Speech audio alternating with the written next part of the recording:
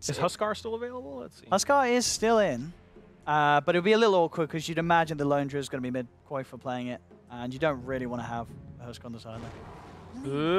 Oh, Lena. Well, that's definitely a loss from me. So is it? That's a nope. It is Shadow Demon Lena. support. What? Why?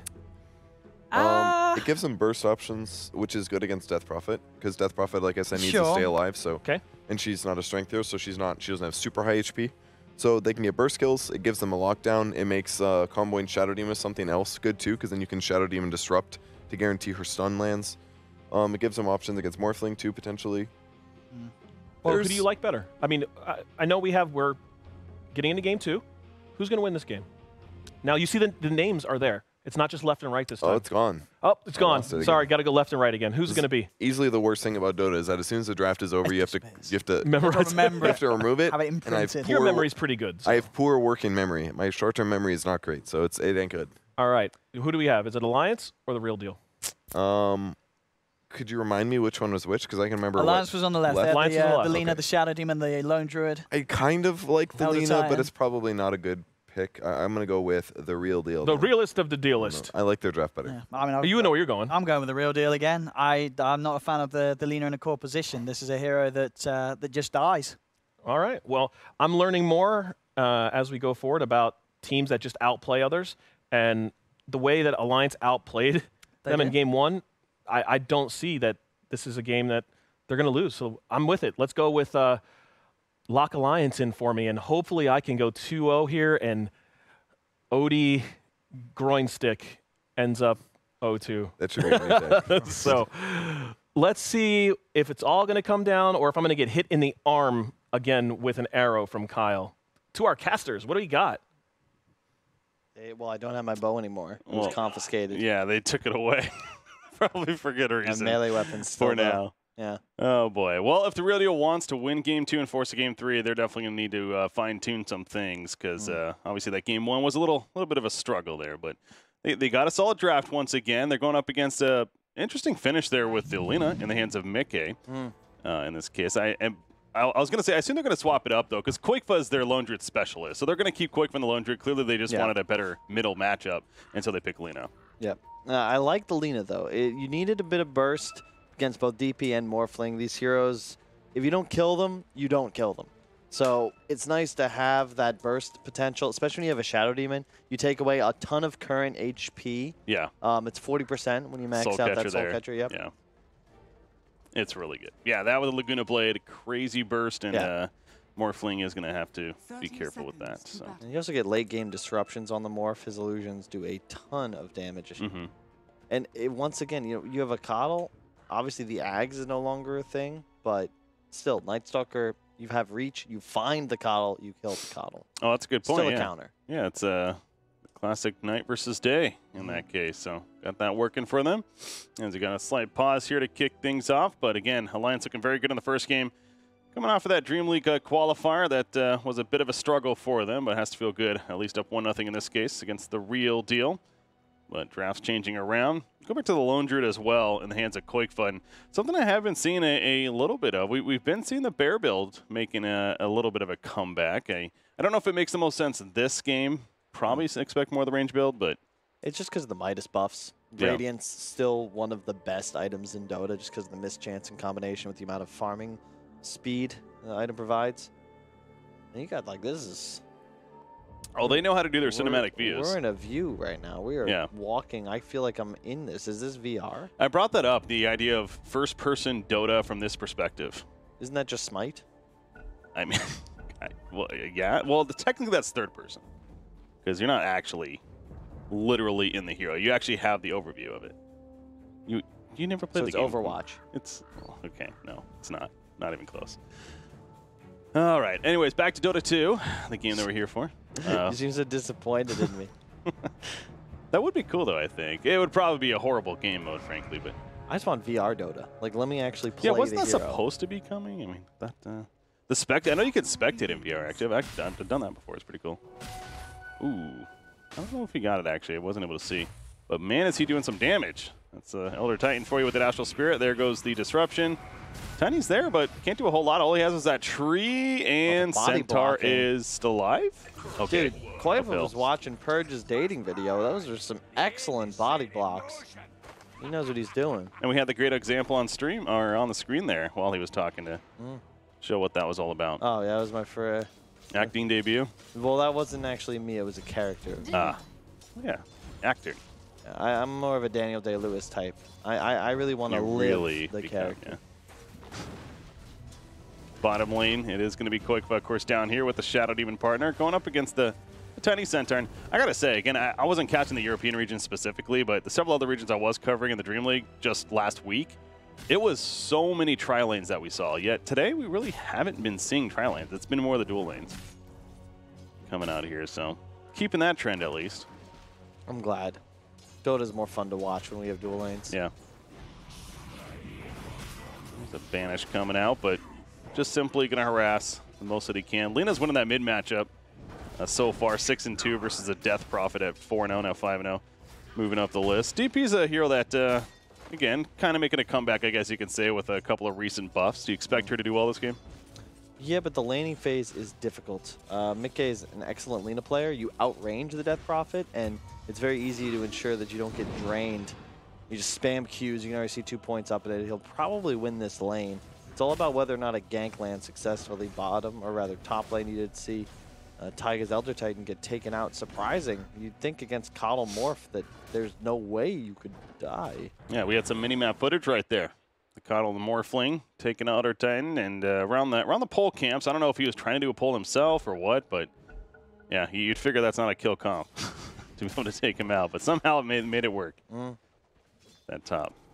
Yeah, I like watching Koiva play Lone Druid. Definitely his best hero. Surprised they got its second phase.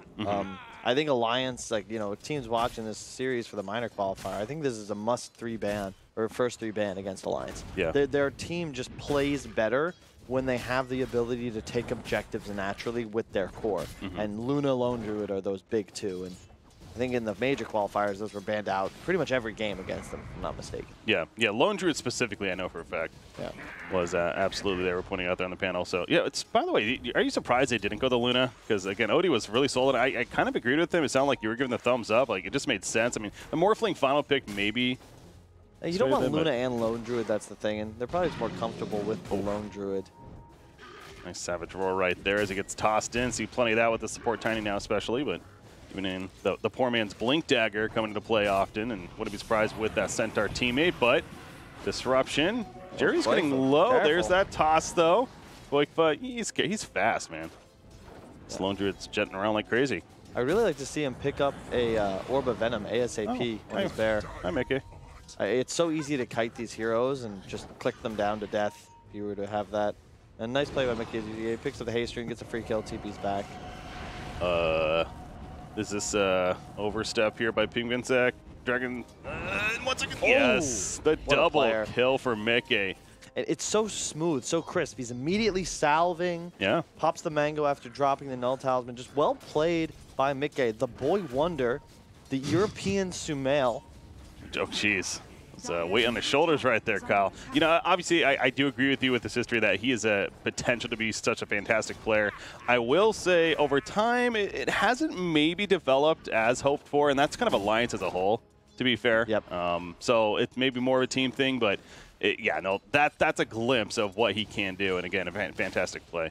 I think that they're concerned. Like, I think Koiva is a good fit on the team, but I would argue that his hero pool and play style is the most limiting factor in the way Alliance executes their strategies. Because when they look great, it's usually like when Koiva is Lone Druid or Furion, it makes sense. The team looks tier 1.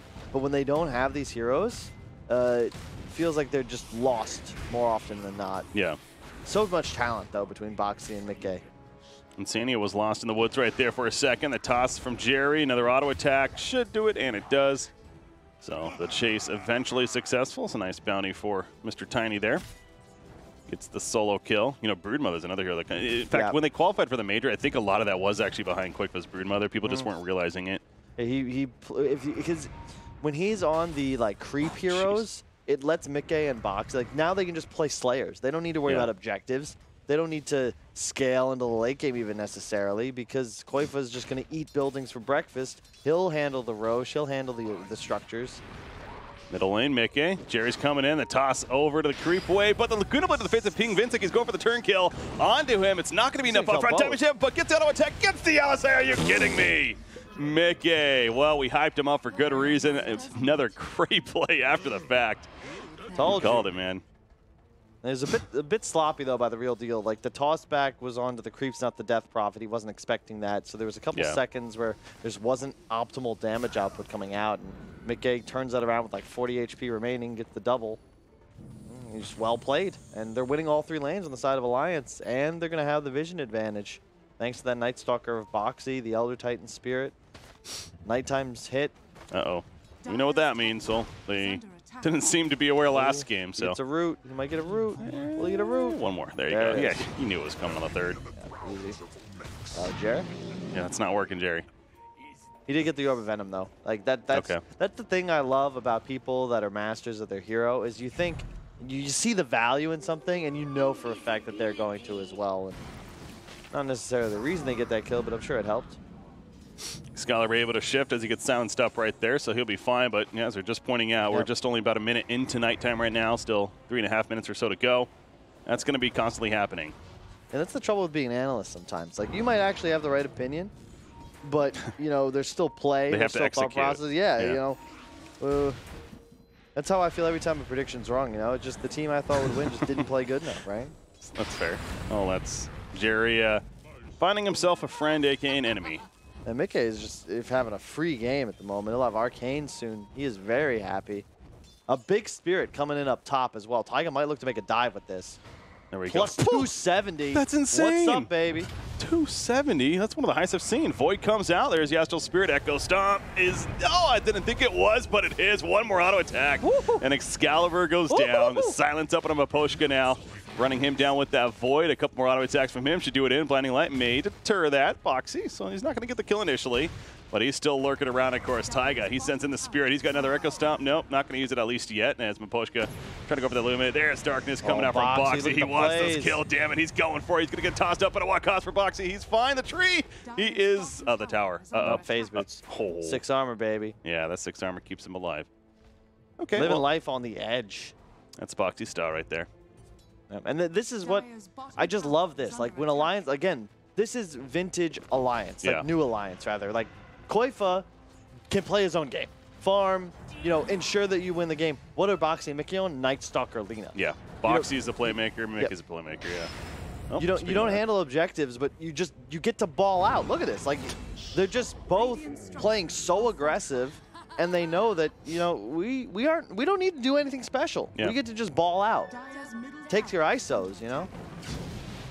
The range on that Dragon Slave almost makes it seem like he has an Aether Lens, but he does not. Just making it work. Maximum efficiency. Nice Excalibur is, nice and high. He'll be fine. Shifting once again, so going to be good to go. But the point is, Tower is still dead, and Lone Druid's going to even push a bit further before he feels like he has to fall back. What is he building with it? It is the Midas into the Radiant, so we are going to see the Bear build. I like what he did, though. He put Phase Boots on his Bear, and that's part of the reason he's able to play so aggressive. Radiant's middle tower is I think one of the big mistakes a lot of players make is not investing in like enough early game and just straight up trying to rush these accelerating items like Battle Fury and Midas. Again, that goes back to him being a master of this hero. Like, if there's somebody that they pick Lone Druid, he's not going to often play Lone Druid. You could expect maybe that you can call it even a mistake, but Quickfoot is very aware. Hey, he's just, and again, like not to keep criticizing him in a game he's playing so well, but Koifa, if he were to have one big flaw in my eyes, it's that at times he just does nothing. Like he just farms too much, right? And he's gotten a lot better since like the Team Tinker, Team Liquid days. But when he's on these heroes that can naturally be active and you know, look, hey, I'm just gonna go backdoor tier 1, it's a lot easier to find your place in a game to have high impact versus heroes like, you know, Animage or Jug or something like that. And usually they put Mickey on those for that reason. Yeah, he'd be that position 1. Well, but the game flows better when Mickey's on the 2. Oh, like I agree. Mickey is maybe not quite Sumail's level yet, but that's his style of play. He wants to make moves. Taiga, this is 4 heroes that he's essentially just distracting. Echo Stomp, okay. I mean, he makes him use a Stampede even, so that's In my book, that's a win for Alliance right there somewhat. Now, they're going to push a tier 2, but the Exorcism, I believe, is wearing off. Look at this from Boxy as well. He's going to swipe an extra bounty rune, camping his own bottom bounty. And Koifa up top is just hitting tier 2 already. He can do heavy damage up there. And we are back to daytime. It is darkness ready, though, for Boxy, so if he needs it here. Going to be avalanched back into a couple. The stomp, good combo. And out comes the darkness. Oh, the silence, the drain, the illuminate. He cannot dodge it. Close call. But so close, yet too far. Gets taken out there. So good find, but again, top tower even still being pressured by Koifa. You're talking about the Hand of Midas, I got to assume is either just about, if not finished even. Reminders that after this game ends, we need Owen to say Koifa at least 6 or 7 times. Oh, yeah? This is an excellent pronunciation.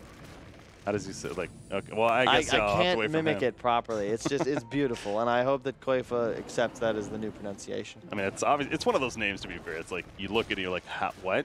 Yeah. What am I saying? Kajova. Kajova? Yeah. I'm like, yeah, I've never, is Q, are there any words that have a Q that's not at the start? Like ventriloquy, I guess, but it's I'm so sure weird. there's more than that. Opaque, yeah. Opaque? But how do you even, like, it's so weird to even think of the Q in the word, though. Like, what sound is it making? I guess it sounds like more like a K. Yeah, right? It's always followed up by a U as well. Well, I guess Q at the beginning, at least. Well, there's, you know, I've played a lot of Scrabble with family. You'd be surprised. There's a few ways to use Q. Oh, yeah. Apparently, like QA or QA is like an acceptable Scrabble word. I've gotten in some big arguments about that. Isn't QI even? I know XI is, so Chi. I don't know if QI is. Yeah, meanwhile, I'm getting challenged when I use ox, and I'm just like, folks, it's OX, like it's an animal. I've seen it on National Geographic. That's pretty straightforward, yeah. Ridiculous. They do exist. You shouldn't be able to use dictionaries when playing Scrabble, I'm just saying. Well, you kind of have to, though, almost, to confirm. To confirm, sure, but it's like, what? Then they just do any of my letters use 2 letters here? Does this work? I just don't bother playing Scrabble for that exact reason. It just seems like it always gets into a huge argument. You end up fighting and get angry, get pissy, and it's just like, well, that's the point of board games, isn't no, it's not. That's not the point of board games. The Dota scene's favorite is Mafia, which is effectively just that's the point sitting of Mafia, around lying to your friends. Yes, that's the whole game. That's a different board game on another level. Those kind of board games, card game more so.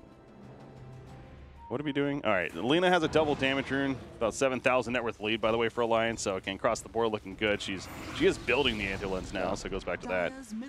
Yeah, like, you don't need the physical damage necessarily, and you've got an Elder Titan. So the amount of range, like, if you're playing this game as Mickey, you have the ability, because of the massive amount of frontline, you have the Bear running in, the Night Stalker Vision, the Elder Titan Spirit, you can just spam spells from the back lines. You don't need to do that structure damage. You don't need to do the physical damage. You just have to provide the burst to get the initial kills on Morph and DP.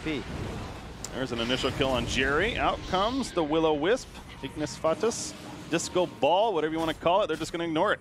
Koifa, oh, he's trying to get around it at least with the Baron. Eventually will Excalibur. That's a bold play, good sir. In the back lines, here comes Boxy now hunting him down, and down goes Excalibur.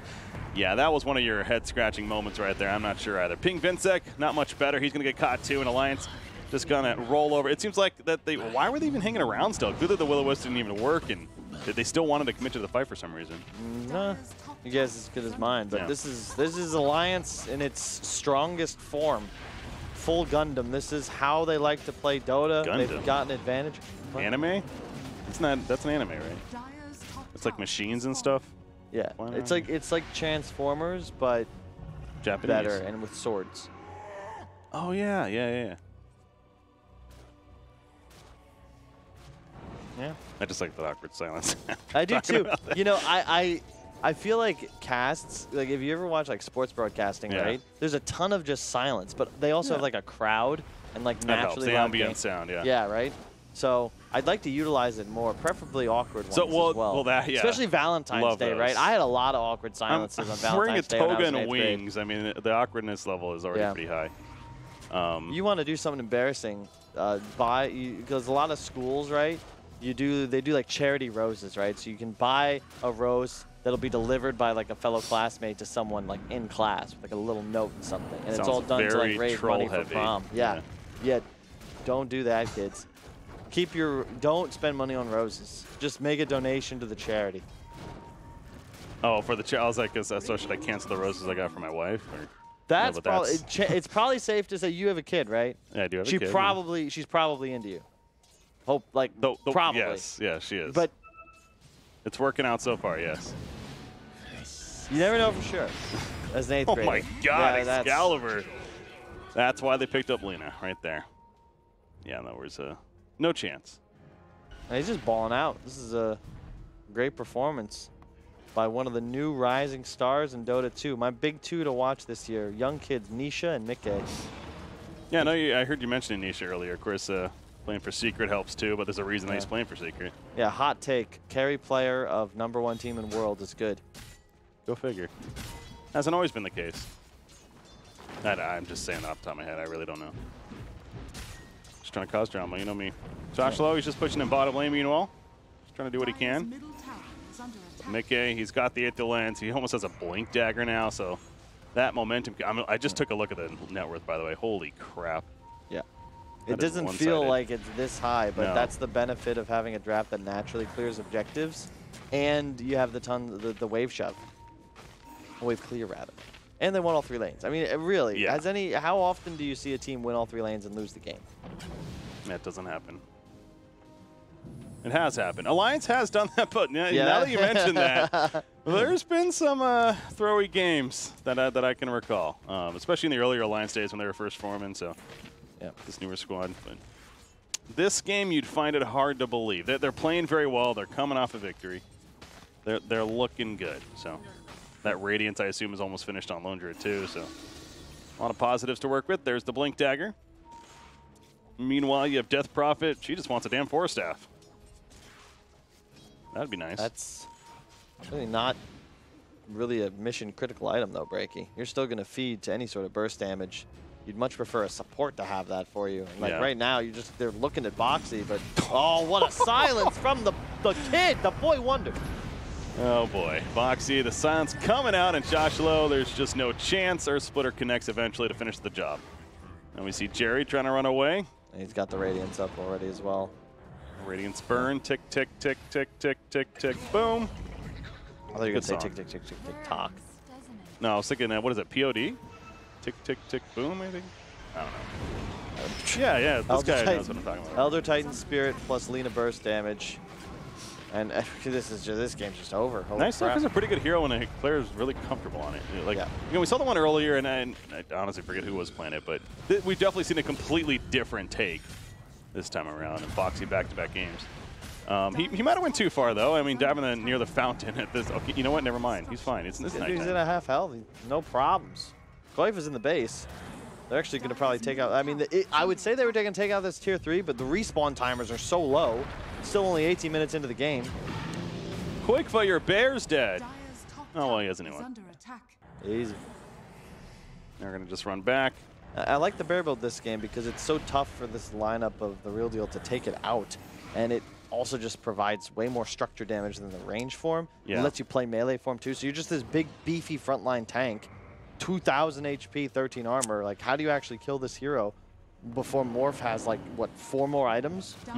He's really poor at the moment. Yeah, that kind of goes back to the Death Prophet final pick. I mean, I guess DP can be okay with the Exorcism and the Siphon. So, like, she's like a decent hero against that idea, but yeah, the more this game has progressed, it's definitely seeming like a bit of an outdraft in the case of Alliance, as well as just playing very good on top of that. Insania, not playing too good there. He gets scouted out. Maybe that was the plan, to be fair. He's kind of just that's his strat. This is something you see Solo do a lot on the side of VP. Puppy as well. Like, if you're playing 5 position at times, you need when someone's got to feed, right? When the enemy side is off map or they smoke or your team is playing blind, just be the one that would feed.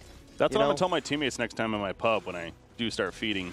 And they just be like, somebody has to do it. It's what we, I think it was Blitz that coined the term, and I like the way he phrased it. Like, it's an empty kill. It's nice, but outside of the resources you get for picking up the Slay, there's nothing else gained. There's no map control. There's no extra creep camps you acquire. It's just like, oh, okay, well, I guess we'll run back to our side, clear out these creeps from our side of the map. And you've got control now of your own shrine area, but you're so far behind. The timing from Alliance is going to be huge here. I feel like you're losing hype, Cal. Me? No.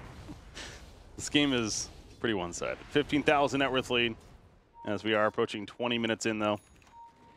Definitely a definition of one-sided Hanamitis for Taiga, because why not? Yeah, we're seeing so many Hanamitis pickups again, but the replacement of the Battle Fury, sure, but we're seeing supports pick it up all over the place. Jerry, Tango doesn't happen initially, but he's still got Night Stalker. It just turned daytime, but he brings it back to nighttime. Good old Darkness, and Jerry, he's going to survive for now. He has 2 stacks of poison, not enough to kill him. He will ultimately live. I mean, look how aggressive they are. I mean, Lena's not even here. Taiga's just still camping bottom. Like, they're able to play so offensively around the map, they don't even have to commit too many heroes. Excalibur, push back. However, the bear, okay, just stands there. Not close enough. Yeah, that's something I expect to see the axe coming out from Lone Druid. Once he gets maybe another item or 2. Then that's really good.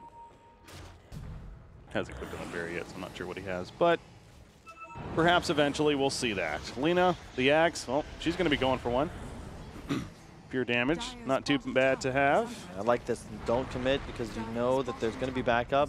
Insania once again. Okay. It was a big stun forward, but there's no follow-up. Yeah, a bit awkward right there. I believe Shadow Demon was tucked into the backlands, and he's still alive.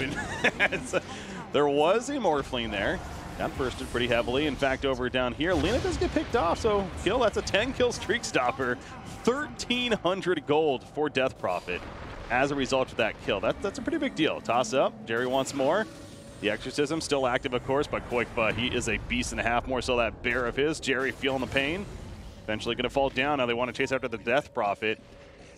Don't think they're going to catch up to her, but again, it's a slight comeback there for the ReaL. Now there's no ult, though. So you just walk up high ground, yeah, and it's exactly what Koikba's going to do. They're not scared. Pops the battle cry as well. They know Glyph is down. Morphling's up in 3 seconds at least, as they're going to create some illusions from Ping Vinsec, and they want to get that kill. They're going to keep the catapult alive as long as they can. And it's trying to do some damage there. Some uphill attacks can be difficult at times. Oh, enough, but it's not enough. Not quite. So close. Oh, Centaur, he's going in. Found the double stun. Not nearly enough damage, though, to be the threat, and Shoshla will walk it off. Top lane being pushed in by Lena, meanwhile, but again, you look over that net worth, and 14,000 now for the Lone Druid. You combine the top 2 net worth on the Dire side, he's basically what they got together. Yet another reason why Alliance is looking good. Good math as well. Yeah. NA math. I know my times tables, but once you start multiplying by numbers higher than 12, I'm out. Kind of the same way there, yeah. That's all they really taught us. Right? To be fair, they never talk about the 13s and the 14s. Yeah, no, it's just crazy talk. 144 is all you need to go to. Silence, Jerry. Well, he jumped in, he tried. He's trying to make a play here. I mean, I guess he did toss in Shadow Demon, so that's how Insania got killed, but Tiny will fall as well, but maybe enough of a deterrent for Alliance to hold off. I mean, Roshan's up this whole time, so I'm almost a little surprised Alliance is just not making the way over. Go for it. Well, maybe this is why. Okay, well, Dragon Slay, one of the few mistakes here from Mickey. Slightly missing. Still going to keep him occupied, though. He's LSA is up in 2 seconds. As he yields, he can't find him, though. Good dodge by Excalibur. GP's out. That's an AC in full, finished on the Lone Druid, meanwhile. Objectives, man. You know all about those. Yeah. Get those items to help. Oh, I wish I could say I was an expert, but I know a lot about how things can go wrong. You know? It's like Jordan said, you know, you learn from your failures, and then eventually... A lot of things went right for Jordan. Yeah, but he missed a lot of shots that would win games. But he also made the shots. But you can't make the shots if you're not willing to miss them. That's the thing. You miss 100% of the shots you don't take, said Michael Scott, yeah. No, that's Wayne Gretzky. By Michael Scott. Sure. I miss that show. It's all right. Reruns on Netflix whenever you want. True. True. It's one of those, I think The Office and It's Always Sunny in Philadelphia are the best. That's a great just, show, tune yeah. in. Just, like, it doesn't matter when you tune, like, what episode it is. It's going to be It's always going to be, yeah, you don't need to follow from the seasons or whatever. I like Futurama a lot, too. I think that's Futurama is show. probably my top animated series of all time. What's that cartoon? I don't know. That just sounds too childish. Right? Animated. Better word for it. Dude, I wish they just revamped Adult Swim. Like, brought back everything, the whole feel. There were some good shows on that, yeah. It just, dude, it was the first time television, like, broke the fourth wall, you know? Like, there weren't even, like, many commercials. There's just like text on the screen with some MF Doom. Just That's right. It was so weird. They had some weird segments too going on. Yeah. Bring back the Eric Andre show, man. That was vintage. Excellent highlights on YouTube. Venture Bros. Venture Bros. That's the show's pretty good. That's another good one. On Adult Swim right there. Here's that Roshan that we were mentioning potentially earlier. Yeah. Nothing really that the real deal can do to stop it. Just you're outmatched at this point. Once that Axe comes out from Mika, it's going to be so much damage. If Morph ever gets caught out in a stun with less than like 1500 HP, he's just dead immediately. Yeah, he has level 3 Laguna Blade as well. In fact, that Laguna Blade may come into ball. No, that was well played because he knew that the stun animation wasn't going to land in time to actually get the interrupt. So, well done. Looks silly because he misses his own stun, but he finishes him off with the blade. Got the kill. That's what matters. And he's going to push out the top lane now. So you do see bottom being pushed in by the real deal, trying to take advantage of the space created. But Lundred's already in the mid lane. He's there with the bear, just brown boots on himself, but that bear is just stacked right now. I believe it's an AC and a Radiance at least with a Hanamitis. You can see it's just so easy for Alliance to close out this game. Like, Mickey is not even there, but they're just pushing anyway. Look at Koifa. Pops the buff. Get a little bit of damage off. He's just juking out the drains. Pink Vinsex just dropped, I think, to 1 charge remaining. Now the Centaur ult's going to be squandered because Mickey is just playing so aggro. Yeah. Well, Centaur trying to cut the creep wave there, but I think he might have stalled it at least. But the Rax does fall. Koifa, there's the bear. Okay, they actually might kill Tiny because of this, though, too. Last touch. Nice Echo Stomp. Yeah, they get the Rax. Jerry, he stays alive. Joshua, though, he's in trouble. Soul Catcher used on him. There's that first damage, essentially. Going to start healing up in a couple of seconds, but not enough time, as maybe Boxy can't finish the job, actually. They keep him alive. Look at Morphling bottom. He's not even, but the thing is, she was afraid for the last 15 seconds, just hiding, because Lina wasn't showing. Now that he does, he's confident enough that he can go tier 3, but now look at this. Uh-oh. Boxy's there on top. Here comes Lina TPing in. Can he catch? LSA, the burst. Laguna Blade. See you later. That was a really poor sequence from Excalibur there. He squandered an opportunity to get some more tier 3 damage. His Rax is dying, and then he goes in to push and just feats. I mean, this game's over. It's been over for quite some time, but credit to Alliance. Like, they're playing it composed. You know, they're not just willy-nilly charging forwards. And that's what I would say my big criticism for them is, as a team, is that their youth and inexperience really shows in certain games where they just don't play with the same composure that these high-tier squads like Liquid and Secret we're so used to seeing. Of course, yeah. I've seen Mickey dive Fountain more times than I would care. It's Boxy, too. Yeah, I mean, still overall a younger team, both in age, let alone experience. Got that going for them, you could argue. But right here at the bottom lane, they get pressure. They get a response as Pink Vincent pops Exorcism. And top lane's being pushed on by Boxy, meanwhile, on the Night Stalker, so they will eventually have to react to that. Also try to save the Death Prophet there. But yeah, the Disrupt comes out, stalling things. Mickey's caught, though, and the Aegis will be popped. Earth Splitter thrown on top, but they lose Insania. So the Earth Splitter going to be on cooldown. Mickey stunned initially, losing life quickly, but gets away. Jerry trying to finish the job. At least Laguna Blade did take out the Death Prophet. Boxy's still top, by the way, this whole time. He doesn't even care. He's killing Rax. It's like, team, you do your thing. That fight was 4-on-5, and it doesn't even matter. Yeah. And now they're going to finally kill the bottom Rax. So I think he got both Rax top, and they're going to kill the bottom. So this should be Mega Creeps, right? As long as he got both. Okay, there's still one up there. You're just going to roll over there if you're Koifa now, though. 3v3 scenario, you can just hit the building. Not really much you can do on the side of the real deal. Man, for having the items that he has, it is pretty crazy. Again, this Night Stalker hero with nighttime involved, the damage he can output. Jerry will survive, though, once again. There's been a lot of the real deals been saving one another over and over again. Excalibur, obviously Morrison and the Night Stalker, but not going to be able to make a play with it. The Mega Creep's coming out. And they are just going to call the GG. And at that point, yeah, it's just not a chance. This does knock them down to the lower bracket, but as we found out, they ultimately have 2 more chances even as far as series go. So they got a best of 1. We'll see who they end up playing. But Alliance, hey, if they play like that, as far as I'm concerned, they have to be one of the favorites in this event. Obviously, a team like NIP comes to mind too, but